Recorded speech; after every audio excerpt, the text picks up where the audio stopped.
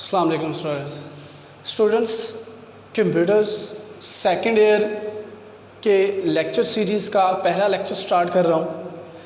तो स्टूडेंट्स, इस लेक्चर्स के अंदर मैं आपको बताऊँगा कि सेकंड ईयर का पेपर पैटर्न क्या है। जो स्टूडेंट्स पेपर पैटर्न के अकॉर्डिंग चलते हैं तो वो एक अच्छा सिक्योर कर सकते हैं, अच्छे मार्क्स अडॉप्ट करते हैं, बजाय इसके कि आप उन चैप्टर्स को के ऊपर वर्क करो जो जिनमें से पेपर्स आता ही कम होता है। आपको चाहिए कि आप उन पेपर्स के ऊपर ज़्यादा, उन चैप्टर्स के ऊपर ज़्यादा फोकस करें जहाँ से ज़्यादा पेपर्स आता होता है। स्टूडेंट, सबसे पहले आज हम देखेंगे कि पेपर पैटर्न क्या है सेकंड ईयर का। ठीक है, जो पेपर पैटर्न होता है सेकंड ईयर कंप्यूटर का 75 मार्क्स का टोटल पेपर होता है। उस 75 मार्क्स को भी दो पार्ट्स में डिवाइड किया जाता है। उसमें से एक पार्ट आपके पास आएगा डेटाबेस का और दूसरा पार्ट हमारे पास होता है सी लैंग्वेज का। ये दो पार्ट्स हैं। जो डेटाबेस पार्ट्स है इसके अंदर से हमारे पास टोटल 26 मार्क्स का पेपर आएगा। डिवीजन फर्दर में आगे आपको बताता हूँ कि कैसे कैसे होगी। और सी लैंग्वेज पार्ट में से टोटल 49 मार्क्स का पेपर आना है।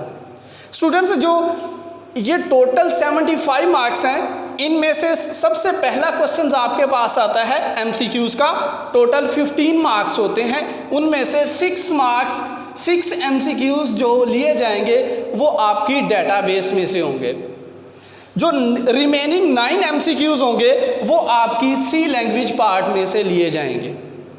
इसके बाद क्वेश्चन नंबर 2 जो शॉर्ट क्वेश्चंस का होगा, वहाँ से जो पहला पार्ट होगा टोटल 9 क्वेश्चंस होंगे, आपने 6 अटेम्प्ट करने होंगे और ये पार्ट आपका डेटाबेस में से होगा।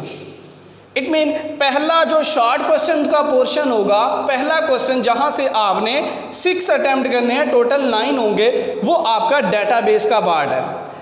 क्वेश्चन नंबर 3, यहाँ पे भी आपने टोटल 9 क्वेश्चन में से 6 अटेम्प्ट करने हैं और ये पार्ट आपका सी लैंग्वेज का पार्ट होगा।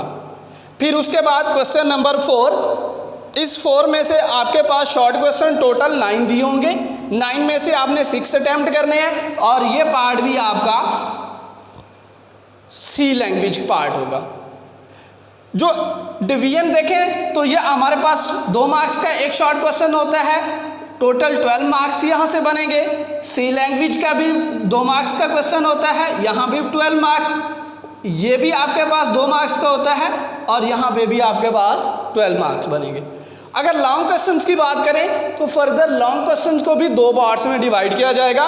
पार्ट ए, इस पोर्शन में आपके पास 2 क्वेश्चन दिए होंगे और ये दोनों क्वेश्चन आपके डेटाबेस में से होंगे।